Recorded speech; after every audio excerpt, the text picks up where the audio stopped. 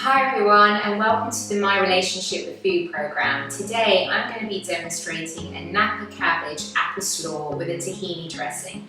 This is a really delicious vegan salad, so I'm going to show you the ingredients that I'm going to be using. I'm using this Napa Cabbage, it's otherwise known as a Chinese leaf.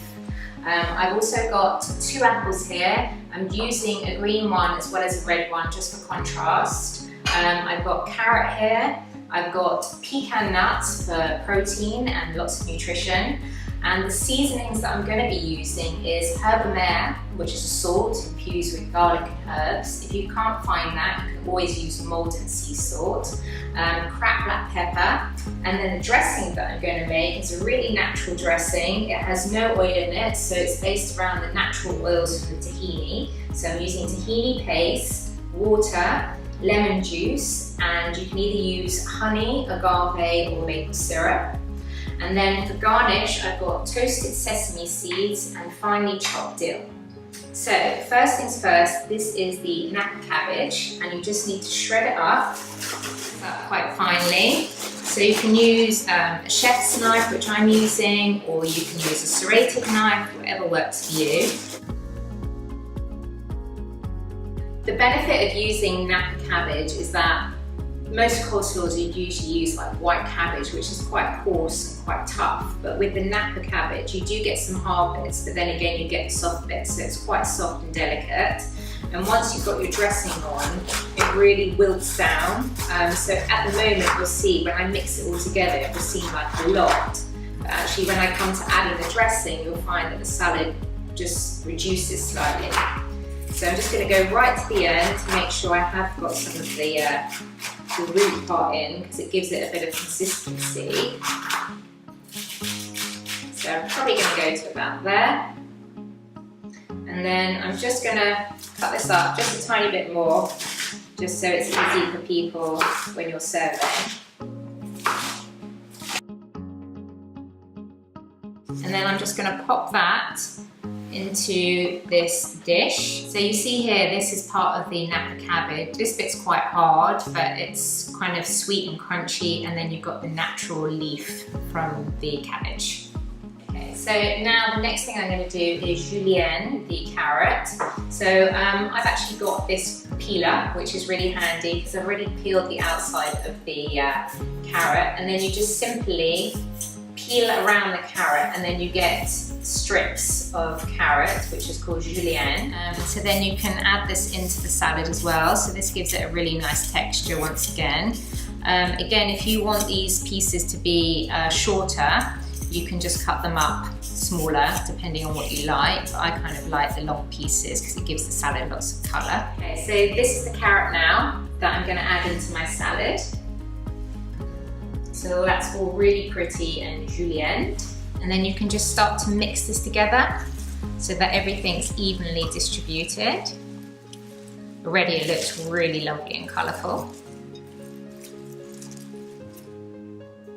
Okay, so the next ingredient I'm adding is apple. So I want to get like matchstick size pieces. So here's my apple here. I'm going to just show you a quick way. When I get my apple, I'm just going to cut around the edge of the apple to core it. To be honest, I actually love eating the cores of apple. I don't know if anyone else does, but just another top tip, rather than reaching for the kettle crisps, don't throw this away. You can just eat it. So I've got each quarter of my apple, so I'm just going to cut thin slices through. And this way it makes it easier when you cut the other way to get your matchstick size pieces. So then I'm going to go away cutting that size.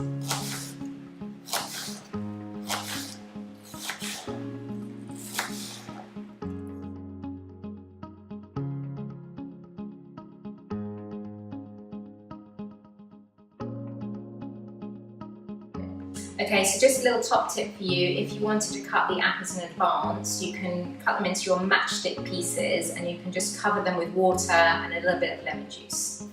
Okay, so I'm now just going to add the apple into the salad and just give it a gentle toss together, because you want to make sure that everything is nicely incorporated before you add your dressing. So I'm now going to add in some pecan nuts, which have been broken in half, and then I'm going to mix that together.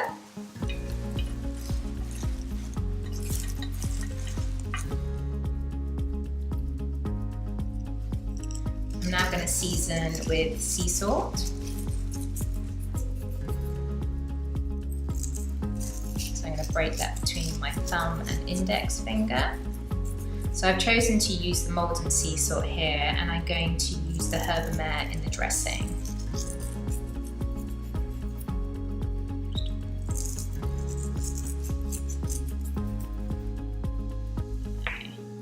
And I'm going to season with some black pepper,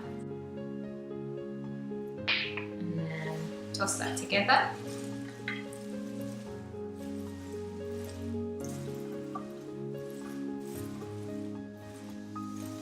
Make sure that it's evenly distributed and all coated in the lovely natural seasoning. Okay, so now I'm going to make this lovely tahini dressing. As I said before, there's no oil in here. You're using tahini, which has natural oil from the sesame paste. So I've got my tahini here. So I'm going to add that in.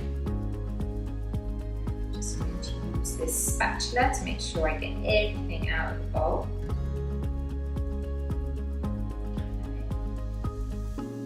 And then my next ingredient that I'm going to add is going to be water. And then I've got a little bit of lemon juice here. Okay, so now I'm going to add in my sweetness. So you can use agave, maple syrup, or honey, whichever you prefer. Obviously, if you're making this for a vegan, you're probably going to want to use agave or maple syrup. Like there. And then I'm just going to mix this together. So I'm now going to mix this all together. When you first mix this together, you're going to think, how's it ever going to come to a creamy dressing? But just bear with it and keep mixing, change the direction. And then hopefully it will all come together in a lovely creamy paste.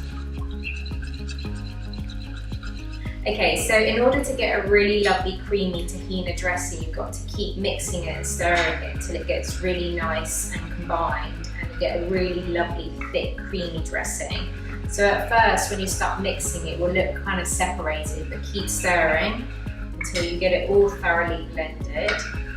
And once you get to that stage, which is almost pourable, this is the point when you're going to start wanting to add some herbamere or sea salt. So I'm adding this herbamere into here, so a couple of pinches. Okay, I've already seasoned my salad, so you don't have to go too heavy. And I'm just going to mix that up.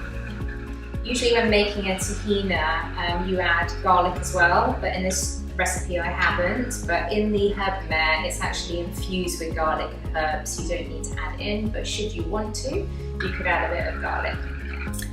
My dressing now is all lovely, creamy and smooth and ready to be poured onto my salad. Okay, so I'm now going to pour my dressing all over this salad.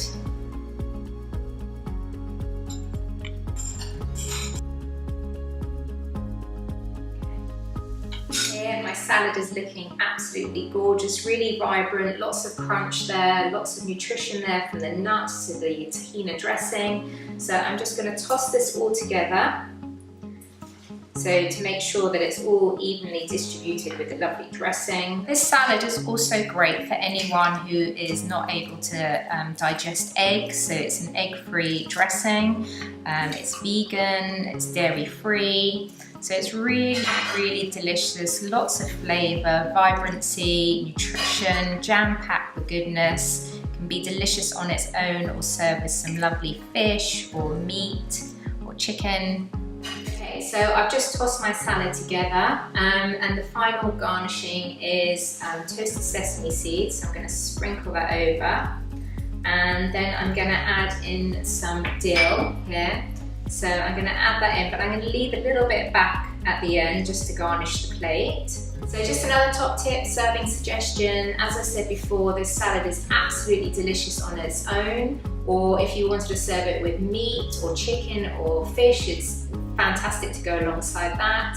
If you've got a vegetarian, I actually just love chopping up some egg on top, and it gives it some extra protein, and the flavour of the tahini goes amazingly with boiled eggs, so really nice to add that too. So salad is almost ready to serve up. I've got my chopped dill here and sesame seeds. I'm going to give it a final toss just to make sure that everything's all in there.